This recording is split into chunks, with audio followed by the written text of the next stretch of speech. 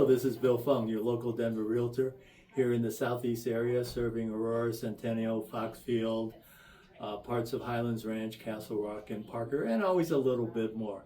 Today we're going to talk to Nick May, a painter I've known for, gosh, we were just talking about 25 plus years. It's probably 25 years because I started my business 26 years ago and I became a member of Smidra then. Yeah, and that's how I met Nick way back when, is that we used to go to realtor meetings called South Metro Denver Realtor Association.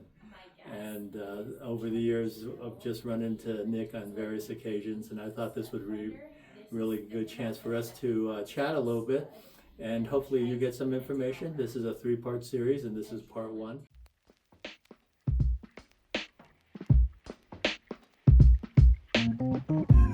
All right, well, thanks, Bill, and thanks for having me on the show. And yeah, like I said, we've been in business for 26 years, and started my actually I started painting before then.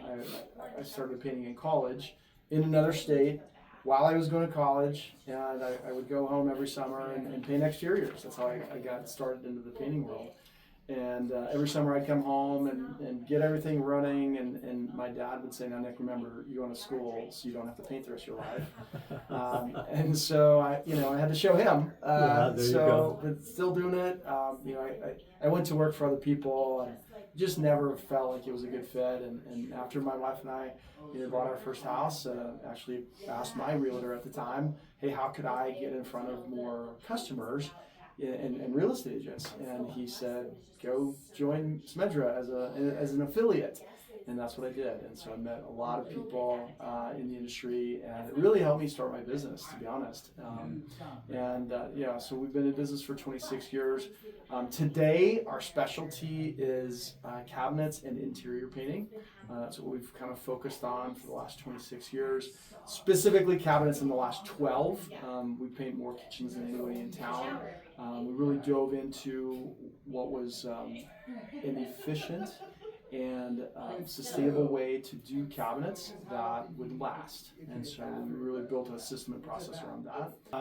So I started 26 years ago, but recently we've mainly focused on cabinet painting and interiors. We still do exterior, but we don't do the amount of exteriors that some of the big companies do. We really try to focus on a higher level of customer service, for our customers. Mm-hmm. Really in the last year to 2 years, I kind of shifted our whole marketing, program and my kind of approach to how do we get more clients. And that's because we really found that we had a really high referral and repeat track record with our customers. And we found that we had great referral partners like realtors that really wanted somebody that would take care of their customers. So I'm going to jump in. You said that you did a lot of referrals here. I think what was the last count, and I'm not sure if you counted, you probably have done 4,000 or so jobs, or more, maybe even 5,000 homes or number of paintings. Am I correct when I actually remember? Yeah, that number is actually just in the cabinets. So we've done over 4,000 cabinet projects over the last 12 years. So I probably have a database of 6,000 or 7,000 homeowners that we've worked for. So I can't keep track of you all. I thought I had the most up-to-date data on this.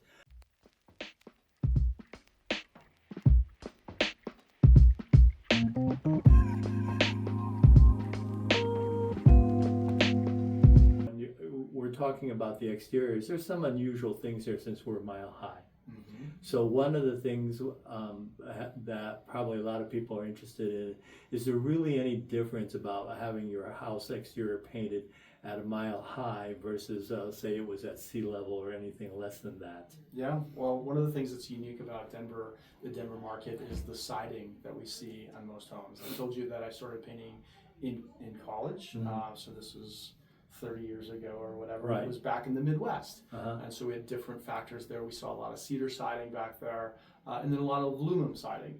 Here in Denver, we have what I call cardboard on houses. And so almost every project that we do, we have to do some siding replacement. Right. In fact, I just had guys out at my house. We had to replace some siding. We ended up doing that at the end of last season. We had a flashing problem from our gutters, and it came down, and we didn't know that was what had caused it until we got it all off, because it was very obvious. But almost every project that we do, we have to do some kind of trim replacement or siding replacement, and the reason is once that stuff gets exposed to water, it literally blows up like a sponge. And it's not like real wood. Real wood, you get it, you can sand it down, you could even cut a piece out and replace it. But with this stuff, you really just need to replace it. We found a really great product. We actually just buy it through Home Depot. That's an OSB. And you could literally put that stuff in water and it's not going to expand. And so that's a much better product. It's not like the olden days, the stuff that they used in the 50s, 60s, and even 70s. Yeah, I don't know. I was born in 72. So I forgot. Sorry. I'm talking to a baby on that. Okay. So, all right. So, so a lot of the homes here in the Denver area, when they obviously were first built, they had used I call it lapboard siding, and that's the stuff that you're talking about that kind of blows up like a sponge. And that was even put on. I have our house was built in '97, and the same kind of stuff. Now Right. I don't think you can even find that stuff anymore. I heard that there was a class action lawsuit a long time ago, and that manufacturer's not around anymore. Right. But I'm not exactly sure. Okay. But we just have to go in and replace what's bad. Okay.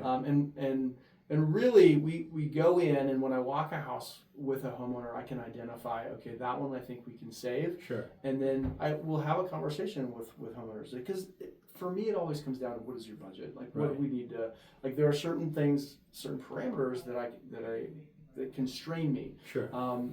And we have some warranties, but if we're not willing to get the substrate back to a place that I can confidently protect, Right. then I can't warrant it. So if someone's like, I just don't have the money to put $1,000 into this side of the house, Nick, I'm like, all right, well, we can sand and scrape and do all that and repaint it, but I can't warrant this because it's going to happen again. Right, definitely.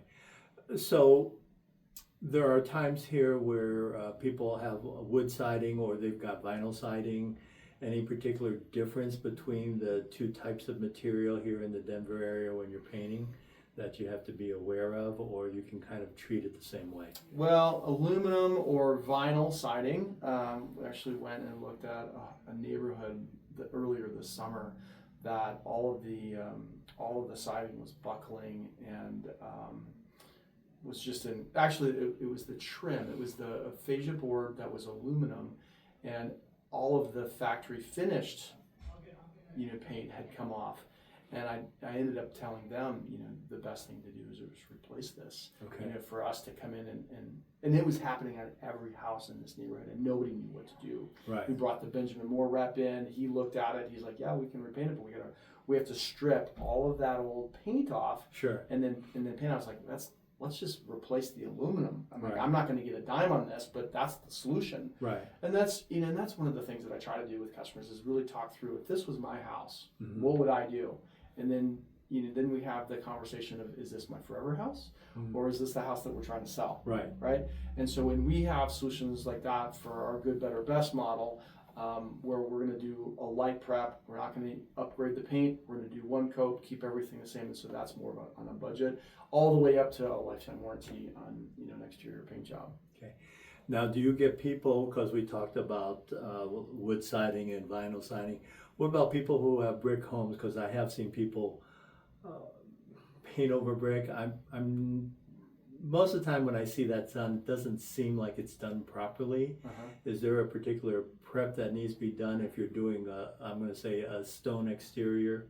Yeah. Or is it because I see a lot of homeowners kind of do it yourself? I mean, Sure. You tell me. I'm gonna just first put the caveat that I have not had a ton of experience with painting brick. Okay. I know enough to be a little bit dangerous, and here's what I'll give you some information that I do know about brick. So there's two different types of brick painting. Okay. So you have the actual full house brick homes, like you would see maybe in this neighborhood that we're Right. at right now. Older home, full brick. it is, it can be structural. Sure. It's not the veneer brick that we see in Highlands Ranch. Okay. Right on the face, right. That's decorative. Right. We can paint that stuff all day long. Okay. There's no problem with it. But when you talk about a home that is all brick, if you're going to go into that situation and we want to paint it, my recommendation, and a friend of mine actually owns a company that does this, and it's brick staining. Oh, brick staining. And what that allows for the house is it allows it to breathe. Okay. Okay. And so when you trap moisture into concrete or those types of materials, the moisture is going to try and get out. Okay. It gets in, and Right. so you can have major problems on that. So I don't recommend if you have a full house brick home. That's an actual brick.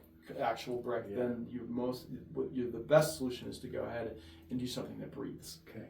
Let's go back because you did mention a particular painting supply company, Benjamin Moore. Yep. I was going to ask, is there any particular company's paint that you like or you recommend or feel, again, being in the Denver metro area, a mile high, where it seems to work better and go for it? Yeah. So I am a 100% Benjamin Moore. I would call it Benjamin Moore house, right? Okay. So we only buy Benjamin Moore, and people ask me all the time, why, Nick? Is is all of their products better? And I'll be honest, everyone has a good product.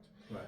I am familiar with Benjamin Moore. I kind of hitched my wagon to Benjamin Moore, if you will, back in the day when I was in college. So when I started my painting business, I actually worked for a franchise at the time. College painting companies are big in the Midwest. Oh, okay. So they don't really exist anymore. Maybe the college kids just aren't as hard workers. I have no idea. But back in the day, there was all sorts of them. And my manager said, Nick, I want you to go open an account at Benjamin Moore, and I want you to go open an account at Sherwin-Williams. That way it's going to give you flexibility. Well, here's what I would find. I would go over to Sherwin-Williams, and I would ask, because I was new. I was newer than new, right? I didn't know anything. And I would go and I would ask those guys, the reps that were in the store, how do I do this? Mm-hmm. And honestly, those guys were the same age as me.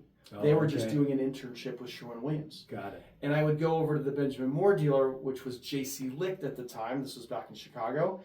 And those guys were just a little bit older. They were about 10 to 12 years older than I was, and they had knowledge. Right. And so I've just found over time, I kept going back there because they had the answers for me, right?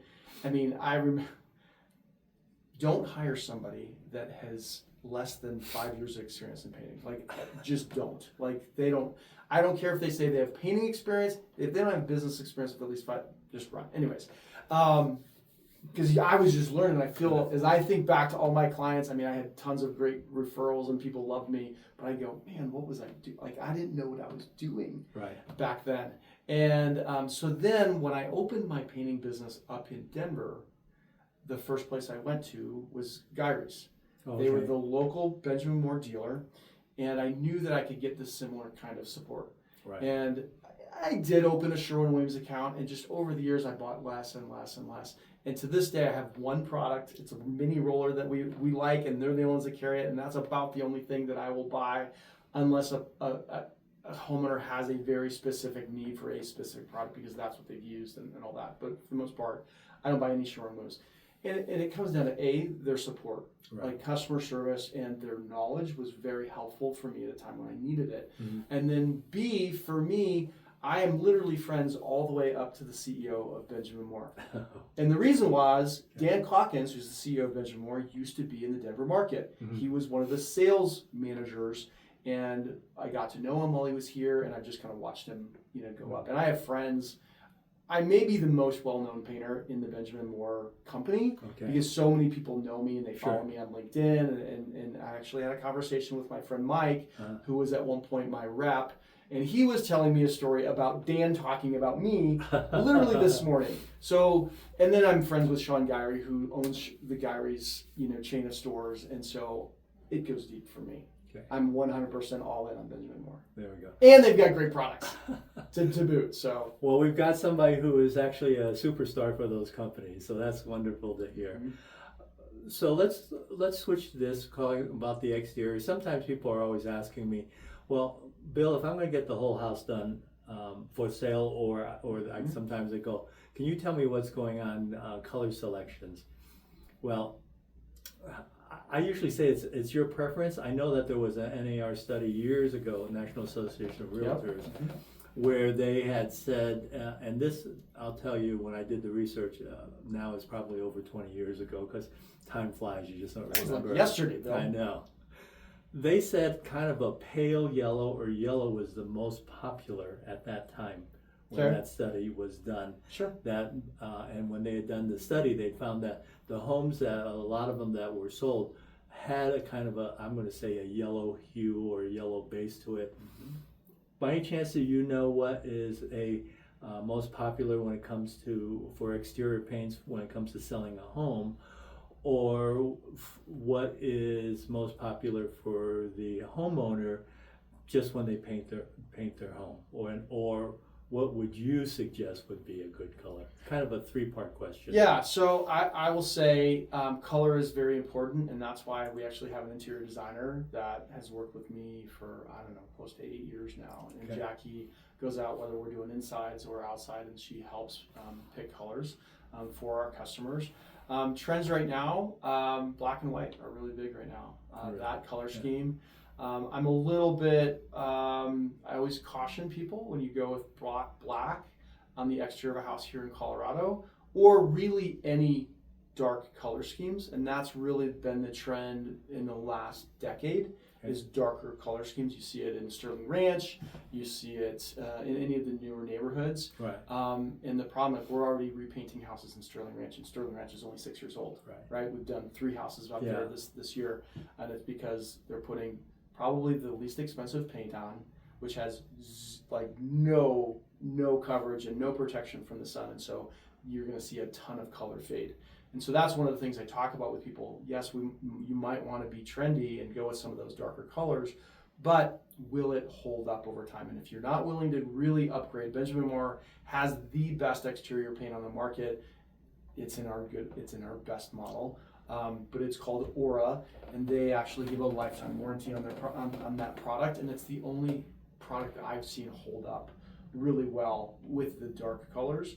And after that, you have to just look at what's going to look good with your house. Like we have a kind of a blonde brick on our house in the front, and so it was really hard to figure out what colors would go well with that.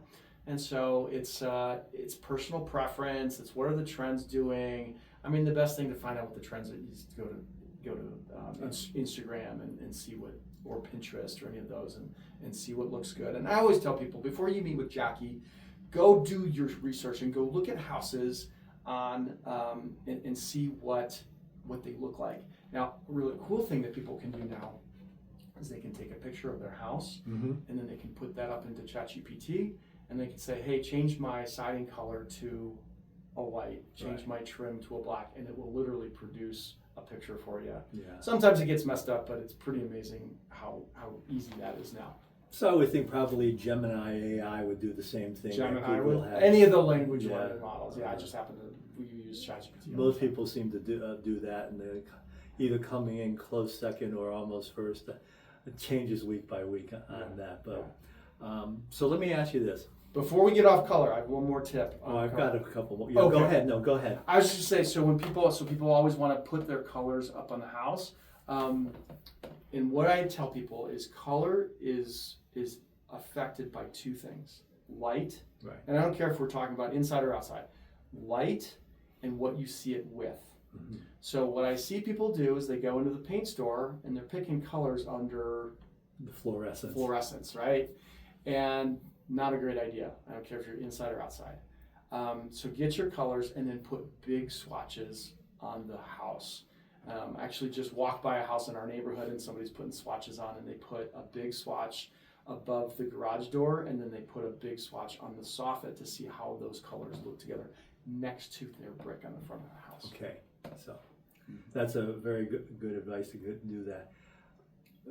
So I'm curious, because you and I have always run into it, me in real estate, and people who do it yourself, fix ups, this and that, and sometimes we kind of cringe. Have you ever had a situation where a homeowner halfway goes in, I don't think I know what I'm doing, so let me call in Nick or somebody else to say, what can I do with this? And you probably are very nice and say, well, we can go ahead and create maybe a little bit different type of finish than what you were looking for. But have you ever seen one where you really cringe and go like, yeah, that kind of felt like my 7-year-old son did this? Sure. I mean, that we typically see a lot on cabinets. Okay. You know, if we're talking exterior, not too many people are willing to try their exterior. Okay. And for good reason. I always look at risk reward. Like, you're going to save a couple $1,000, but risk your life. I can't even tell you how many, over the years, how many families I've talked to. Oh yeah, my husband fell off the ladder, and it just takes once. And if you're not used to being on ladders, you have no business going up on ladders. Right. I don't even like going up on ladders anymore. Yeah. Right. And so you're risking way too much. Okay. And honestly, over the years, I haven't had too many exterior situations where people have said, hey, can you come rescue me? Okay. I definitely get the calls where they're like, hey, we're in the living room and we painted up to here. Can you come and do up there? And I'm like, I'm sorry, that's not the kind of project we well, tackle. We're not going to talk about that because we want you guys to see part 2 and part 3. But let me go back quickly to the exterior. Probably not used a lot, but sometimes I actually do get people also asking, like, do you know of anybody that can, quote, paint my garage door? I mean, most people think that's a really easy thing, but most garage doors, not realizing that it's metal or aluminum or something else might be different. Do you do something as, quote, specific as like, yeah, sure, I'll come out and do your garage door, or it's kind of like, no, not really? Well, we can't really come out for less than $500. Okay. And that's, so that's what people would typically take a picture of what that kind of thing. Mm-hmm. We have some painter for a day programs, sticking on our exterior topic. When people, most of the bigger companies, they want to come out and do the whole entire house. Right. And we obviously have those packages, but we actually came up with a package because of my need at my house. Last year, I had one side of my house that just didn't look as good as the rest, and I was like, I don't want to paint the whole entire house. Right. So I had my guys come out and we repainted one side, and then I had them kind of just address other areas. And so we do a $2,000 refresh. Homeowner's going to provide us the paint, and we're going to give you 2 full days of one person, or 1 full day for 2 people, and we can do a lot of the house. Typically, we can do a side or two sides, and then do some touch-ups around the house. And so that's a nice kind of way to go. And when we got our letter, this year, because I replaced the siding, and then I hadn't painted it yet, so we got the letter. But instead of repainting the whole entire house again, we went in and we repainted one side of the house, and then again addressed other issues around the house. And instead of spending $6,000, $8,000, $9,000 to repaint the whole entire house, it's a great stopgap. Because a lot of times it's the south-facing side of the house, right? That's going to get the extreme exposure. Yeah. So I mean, think about it. If over 20 years you paint your house once, and then maybe 6-7 years later you just do this side, and it gets you another 6 or 7 years, like that's a much better value. Right. Okay. So 2 things I want to cover. Obviously, people are saying, yeah, I like Nick, great talk, I mean, I'm listening to this, but what's the cost to paint a house? And that's a real open question. Sure. So let's use the typical home here in Colorado that is somewhere around 2,000 to 2,500 square feet. That would, fit a family, family of 4 or 5 people, to kind of give a little bit of context. So, how do you price a home? Do you price it by hours, by days, by square footage of the exterior? Because most people are just kind of like, well, yeah, let me call a painter, but like I have no clue how they're pricing. Yeah. Bill's probably one of the most common questions I get when I meet people, and people are like, well, how much do you charge? Yeah. And I go, it depends. Yeah. But let me put some parameters around it, because I don't want to leave you hanging, right? So some of the things that affect, the pricing of a home. So you've got a home, 2-story home, no walkout. Right. That's one price.